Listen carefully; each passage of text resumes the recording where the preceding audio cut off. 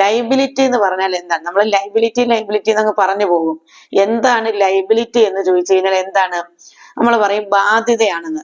ഒരു ബിസിനസ് സ്ഥാപനം നടത്തി അതിന് ഏതെങ്കിലും തരത്തിലുള്ള നഷ്ടമുണ്ടായാൽ ആ നഷ്ടം നികത്താനായിട്ട് ആ വ്യക്തിയുടെ അല്ലെങ്കിൽ ആ സ്ഥാപനത്തിലുള്ളവരുടെ പേഴ്സണൽ പ്രോപ്പർട്ടി കൂടി വിറ്റ് ആ ബാധ്യത തീർക്കേണ്ടി വരികയാണെങ്കിൽ ആ ലൈബിലിറ്റിയെ നമ്മൾ അൺലിമിറ്റഡ് ലൈബിലിറ്റി എന്നാ പറയുന്നത്. ഇന്ന് കാണുന്ന എല്ലാ സ്ഥാപനത്തിന്റെയും, അതായത് കമ്പനികളുടെ എല്ലാം liability ലിമിറ്റഡാ.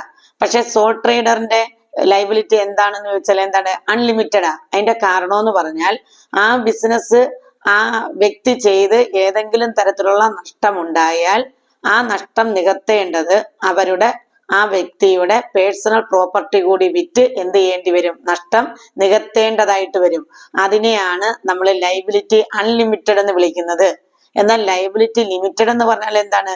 Limited to his paid up share capital അല്ലെങ്കിൽ limited to his share capital. അതായത് എത്ര രൂപയുടെ ഷെയർ ആണോ നമ്മൾ എടുത്തിരിക്കുന്നത്, അതിൽ എത്ര രൂപയാണോ നമ്മൾ ആ ഷെയറിന് വേണ്ടി അടയ്ക്കേണ്ടത്, ആ അടയ്ക്കാനുള്ള തുക മാത്രം നമ്മൾ കൊടുത്തു തീർത്താൽ മതി എന്ന് പറയുന്നതാണ് ലിമിറ്റഡ് ലൈബിലിറ്റി. അല്ലാതെ നമ്മുടെ പേഴ്സണൽ പ്രോപ്പർട്ടി കൂടി അതിലേക്ക് എന്ത് ചെയ്യേണ്ട? വിൽക്കേണ്ട ആവശ്യമില്ല. നമ്മൾ എത്ര ഷെയർ ആണോ അവിടുന്ന് എടുത്തത്, അതിൽ എത്ര രൂപയാണോ നമ്മൾ അടയ്ക്കാനുള്ളത്, ആ രൂപ മാത്രം കൊടുത്തു തീർത്താൽ മതി എന്ന് പറയുന്നതാണ് ലൈബിലിറ്റി ലിമിറ്റഡ് എന്ന് പറയുന്നത്.